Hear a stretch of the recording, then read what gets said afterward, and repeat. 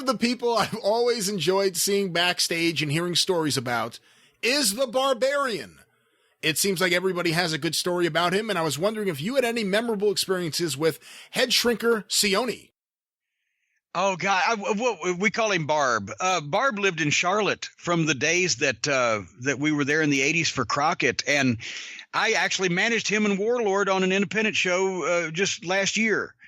And he still looks incredible, but he was just such a hoss. And I mean, everybody's talked about the Island Boys and the Samoans or the Tongans and how tough they are. But, you know, we've told some stories recently here that you could probably find on YouTube about the time that Barb got out of hand when they were shooting that movie with Piper out in California in the 80s. And his wife had to go out and get him out of jail after the cops had an awful tough time putting him in there. But I've told a story, but it's completely opposite the normal classic Barbarian story, which is why it's so funny.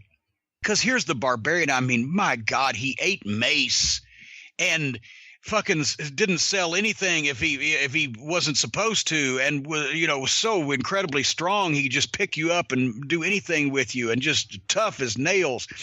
And everybody gave him plenty of respect. But Gene Anderson at promos at Crockett's office on Barbarian Drive in Charlotte every Wednesday for 6 or 7 hours. Gene Anderson was the guy to go, okay, next guy up for promos, right? If it was Paul Jones in the Army or whatever, it's okay, and Barbarian. And they'd get into it, and Gene would go up and give him the grip. Gene Anderson knew a nerve, and he had such incredible grip strength. He could take his thumb and his middle finger and grab you by the sides of your elbow bone some kind of way and put anybody in the world to their knees. And I've seen him put Barbarian, this man monster, this invulnerable wrecking machine. He'd have Gene Anderson with 2 fingers would have Barb down on his fucking knees going, yes, Gene, say you're a faggot, say you're a pussy. I'm a faggot, Gene, I'm a pussy. Let me up, please.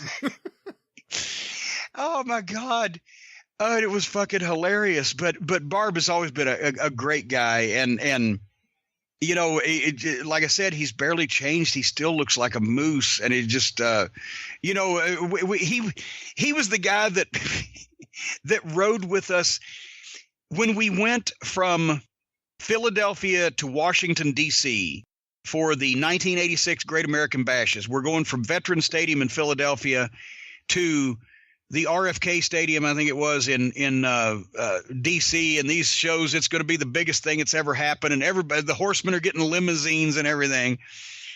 Well, me and the Midnight Express, we're in Philly especially, Dennis Coralluzzo knew a guy, and we get this fucking guy that has his own limousine, right? It's not like a limo service. He's got his own limousine. He says, I'll take you down to DC for $100 or whatever it was, right? So we'll get a limousine too. That was the last limousine we got at any of the bashes. But anyway, he drives us down there, and Barb hops in with us because he needed a ride. So there's the 4 of us in the back of this stretch limousine being driven by this guy from fucking Jersey, right? And when we get into Washington, it's the middle of the night. He don't know where the fuck we're going. I've got us a reservation. That's the first time I'd ever been to Washington, D.C.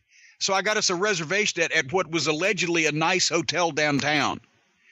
You know, one of those, the nice name of the chain. That particular hotel wasn't that nice. I was still learning about traveling up north in those days. So we're in the middle of the night in a stretch limousine. Me, Bobby Eaton, Dennis Condrey, and the Barbarian. You can see this cast of characters.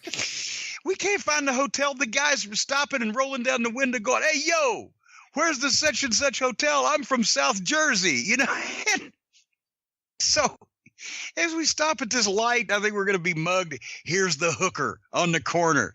She just like the classic stereotype of the curly hair and the fur coat and a short skirt, and the Barbarian rolls the window down and is like, hey, baby, you can see that face, right? And the fucking gimmick mohawk haircut. And she looks in there and sees not only it's him, but 4 other guys. And she had taken a couple of steps already, like I've hit the lottery, right? And as soon as she saw the 4 of us with that fucking face in the lead, she turned around and she bailed away from the fucking limo. So, I love the Barbarian. He's a great fucking guy, and was just a moose in the ring. You're surprised he didn't go further? I mean, he had a great look in the era when that was the look, and he was actually pretty athletic for one of those, I hate to say steroid guys, but one of those really big guys with that look. You surprised that he didn't do more as a single or really go further up the card?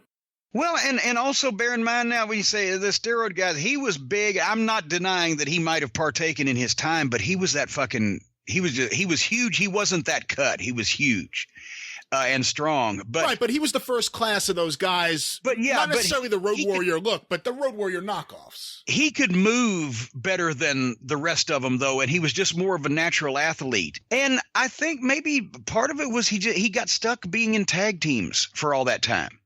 That maybe that's where he got pigeonholed, and then I lost track of him there during the 90s, and I don't know if he had any other issues within the promoters or whatever. But I think you could have pushed a guy like that if with a good manager as a top single heel and as a monster, and it would have worked easy.